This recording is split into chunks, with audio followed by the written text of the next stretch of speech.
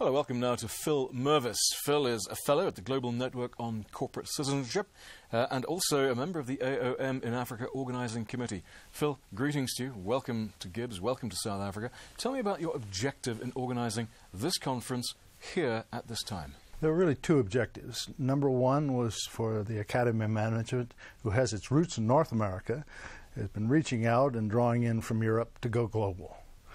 And to do global on the ground in some part of the world. A second was to broaden the range of management scholarship. Again, most of the theories, most of the teaching cases, most of the mindset is around European, North American perspectives, issues, frameworks. It was also a desire to see how the rest of the world is thinking about management, and in particular how this diverse and polyglot world of Africa is framing it. Coming to the end of the conference, not over yet, but we are approaching the end. Has it met your objectives? It's exceeded my expectations. Coming in, we had the question of can we get all these diverse voices talking to one another, if not singing together? And secondly, would we be able to break the mindset of this is a conference where we present ideas in particular ways, where the emphasis is on kind of research methodology, evidence-based management, a logical presentation of facts and perspectives, to an appreciation of the diversity of ways of organizing our knowledge, of talking to one another, and of developing practice. And there, the combination of the journeys to different parts of Joburg and the diversity of sessions and styles of sessions have really let 1,000 flowers bloom. I know that you've travelled extensively around the world teaching, researching. Do you think that management education is meeting the needs of its constituents, or does it need reform? I think there's two levels of reform that I would point to. One is the bridge between theory and practice. In the 1950s, management education was primarily directed around practice. The pendulum has almost swung 180 degrees toward research, pedagogy, and we're speaking to one another, other scholars, or the core disciplines of economics, psychology. Now there's a desire to rebalance, if you will, and bring practice into the dialogue and perspective. So that's one shift and part of the design here. A second is to globalize the conversation.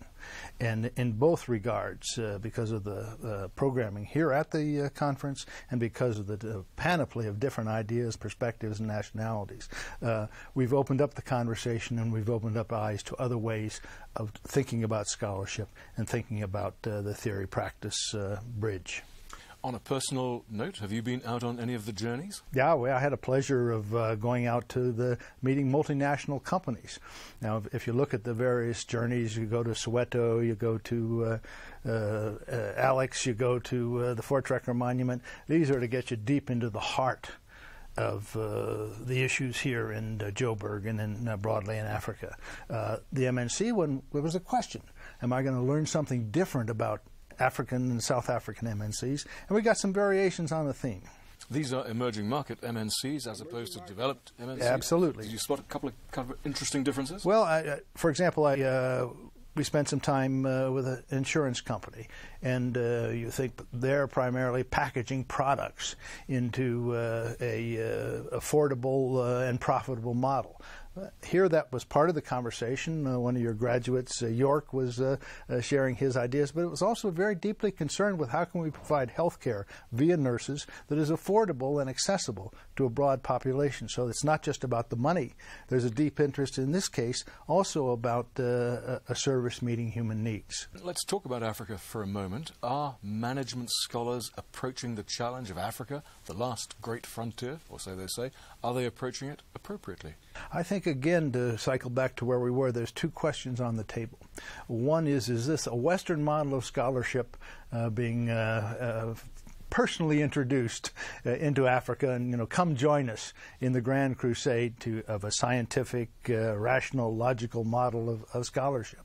The challenge is, will the African scholars sort of follow suit, or will the African scholars come in with an equally compelling picture of what management can be, an equally compelling proposition of how we study this, that both sides will learn and engage in, and a new model will emerge? And that's still an open question. These are the first sets of dialogues, first to understand one another's perspectives, and then to sharpen them through interaction. A single image that stands out, a single image you'll take back? To me, the rainbow. Not only a rainbow of races and nationalities, but a rainbow of ideas, a rainbow of perspectives, a rainbow of ambitions as to what we can accomplish as scholars. This is not just an ivory tower where the aim is to get another publication. For many of those present here, and it's just a subset of the Academy, it is also to help change the world for the better. And from this conference, what's going to be informing your thinking, your researching, or your teaching? For me, it's going to be reaching out. It's one thing to come to a country and say, I get it. You're here for a day, you can write a book about your experience. You're here for a week, you trim it down to an article. This is about my 7th or 8th time here. Suddenly I realize I don't know very much at all about what's happening here. So I'm humbled and I'm also energized. Phil Mervis, thank you for being with us. My pleasure.